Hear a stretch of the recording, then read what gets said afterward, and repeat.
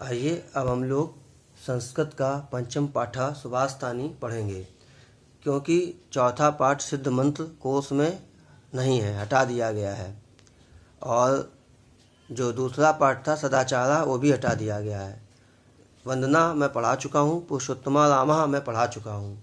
तो वंदना, पुरुषोत्तमा रामा और अब सुभाषतानी। सुभाषतानी में आपके 8 श्लोक हैं। आज हम इनकी व्याख्या करेंगे, अर्थ बताएंगे। आपको संदर्भ सहित अर्थ लिखना होता है। संदर्भ में इसमें पाठ का नाम लिखा जाता है, राइटर का नाम इसमें नहीं होता है। तो आप लिखेंगे प्रस्तुत श्लोक या प्रस्तुत पंक्तियाँ हमारी पाठ्यपुस्तक में संकलित सुभाषतानी से अवतरित हैं या ली गई हैं। ये आपका संदर्भ हो जाएगा। संदर्भ के पश्चात आप अर्थ लिखेंगे। अर्थ अब हम लोग समझ लेते हैं, ध्यान दें। वरमेको गुणीपुत्रो नाचा मूर्खशतैरपि एकश्चंद्रमो हन्ति नाचा तारागणैरपि। ध्यान दें, वरम एको को जोड़ दिया है। वरम माने श्रेष्ठ, वरम, और एको माने एक। गुणीपुत्र एक, वरम माने श्रेष्ठ और गुणीपुत्र एक, गुणीपुत्र श्रेष्ठ है। और नाचा मूर्ख शतैरपि, अपि माने भी, शत माने 100 और मूर्ख, 100 मूर्ख भी श्रेष्ठ नहीं। मतलब एक गुणी पुत्र श्रेष्ठ होता है, 100 पुत्र श्रेष्ठ नहीं होते। एकश्च चंद्रस्तमो, तमो तम माने अंधेरा, तम। चंद्रमा माने चंद्रमा, चंद्र। चा माने और, एकश्च चा को जोड़ा है तो श लगा हुआ है। एकश्च चंद्रस्तमो हन्ति, हन्ति माने मारना। एक चंद्रमा और एक चंद्रमा अंधेरे को मारता है। नाचा तारा गणैरपि, तारा गण कई सारे तारा है, उनसे अंधकार दूर नहीं होता, एक चंद्रमा से दूर होता है। तो उस बात को उन्होंने कहा है कि एक चंद्रमा अंधकार को मारता है यानी दूर करता है, तारागण नहीं है। तो यहाँ पर ये सुभाषतानी के इस श्लोक में यह स्पष्ट किया है कि एक गुणी पुत्र 100 मूर्ख पुत्रों से श्रेष्ठ होता है।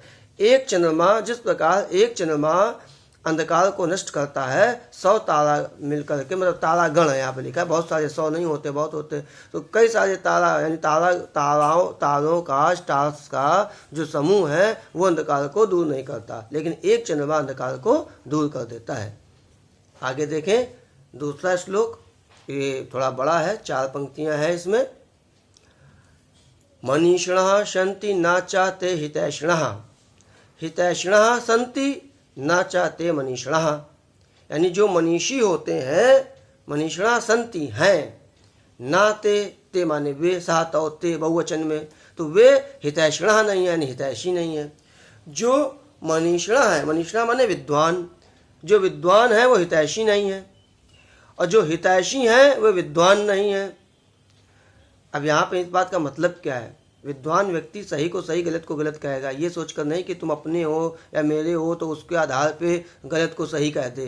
तो विद्वान है वो नीति परक बात करेगा, वो हित ये नहीं देखेगा कि इसमें तुम्हारा हित है या अहित है। इस बात को लक्ष्य करके इन्होंने कहा मनीषिणः सन्ति नाते हितैषिणः, जो विद्वान होते हैं वो हितैषी नहीं होते, और जो हितैषी हैं वो मनीषी नहीं है यानी विद्वान नहीं है। कोई हित करेंगे, अहित ना हो इसलिए उचित अनुचित का विचार नहीं करेंगे, तो वो मनीषी नहीं है। सुहृच्च यानी सुहृदय, चा दोनों को जोड़ा तो ये संधि है, इसलिए 2 आधे, आधा चा पूरा चा। सुहृच्च विद्वानपि दुर्लभो नराणाम, नराणाम माने मनुष्यों में है, दुर्लभो माने दुर्लभ है। सुहृदय विद्वान, हृदय अच्छे हृदय वाले विद्वान भी दुर्लभ है। किस प्रकार? यथा औषधम स्वाधु हितम ना दुर्लभम, जिस प्रकार से औषधि में, यथा माने जिस प्रकार से औषधि में स्वाद और हित दोनों हो है, ऐसा दुर्लभ है। मतलब आप देखें जो दवाएं होती हैं औषधि, वो ज़्यादातर कड़वी होती हैं, तभी वो इलाज करती हैं। ऐसी बहुत कम दवा होगी जो स्वाद में भी अच्छी हो और हित भी करे, तभी तो हम लोग दवा नहीं खाते, क्योंकि कड़वी लगती है तो नहीं खाते हैं, उससे भागते हैं, दूर भागते हैं। तो जो दवाइयाँ हैं वो कड़वी हैं। ऐसी दवाई बहुत कम होगी जो स्वाद में भी अच्छी हो और इलाज भी ठीक कर दे।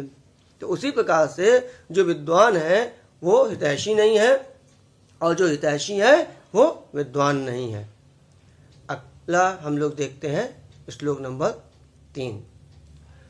चक्षुषा मनसा वाचा कर्मणा। चा माने चा माने और। अब 1 2 3 4 इन चारों से, चक्षु माने आँख, मनसा माने मन, वाचा माने वाणी और कर्म माने कर्म, कार्य हमारे व्यवहार।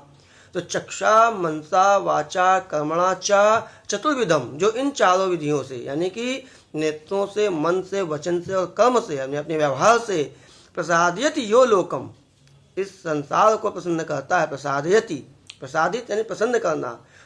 तम, उसको, लोकोनु प्रसीदति, उसको संसार भी प्रसन्न रखता है। यानी हम अगर संसार के साथ अपने मन, कर्म, वचन और नेत्रों से अच्छा व्यवहार करके उसको प्रसन्न रखते हैं तो वह भी प्रतिपल में हमारे साथ अच्छा व्यवहार करेंगे सभी लोग संसार में, यानी संसार के सभी लोग, और हमें भी प्रसन्न रखेंगे। इसके बाद हम लोग देखते हैं चौथा श्लोक। अच्छा श्लोक है, छोटे क्लासेस में मैंने इसको याद भी कराया है, इसे आप लोग ध्यान से देखें। अक्रोधेन जयेत क्रोधम साधुम, यहाँ पे तोड़ दो, क्रोधम अलग कर दो और असाधु अलग कर दो, उसमें आ छुपा हुआ है।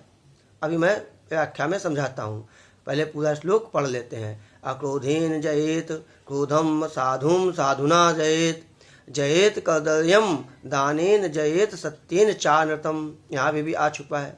आप मीनिंग निकालें। देखो ये जयेत, ए मैंने शॉर्टकट में जब रूप याद करने को कहा था तो हमने कहा था जिसमें ए की मात्रा हो, पठेत पठेताम पठेउ पठे पठेतम पठेत पठेयम पठेओ पठेम, सब में ए की मात्रा है ना। तो ज़्यादातर आप देखेंगे वो विधिलिंग लकार हैं, यानी चाहिए के अर्थ में। यानी जो हम यहाँ पे अर्थ निकालेंगे वो चाहिए के अर्थ में हम इसको व्याख्या करके पढ़ेंगे। और ये देखो तृतीया विभक्ति है, के द्वारा, कर्ता ने कर्म को करण से के द्वारा, करण लगेगा। अक्रोधेन जयेत क्रोधम, यानी क्रोध को अक्रोध के द्वारा जीतना चाहिए। अक्रोधेन जयेत क्रोधम, यानी कि बिना क्रोध के, यानी विनम्रता से है। अक्रोधेन, अक्रोधेन माने क्रोध ना करने से, क्रोध को क्रोध ना करने से जीतना चाहिए। अब यहाँ मैंने कहा था आ छुपा है। असाधुम साधुना जयेत, और जो असाधु हैं, दुर्जन हैं, उनको किससे जीतना चाहिए? सज्जनता से जीतना चाहिए। दुर्जन को सज्जनता से जीतना चाहिए। और जयेत कदर्यम दानेन, दानेन दान के द्वारा, तृतीया विभक्ति, किसको? जयेत जीतना चाहिए, कदर्यम यानी कंजूस को, कंजूस को दान के द्वारा जीतना चाहिए। और जयेत सत्येन चार, अच्छा माने और, इसको अलग हटाओ, पहले पढ़ो।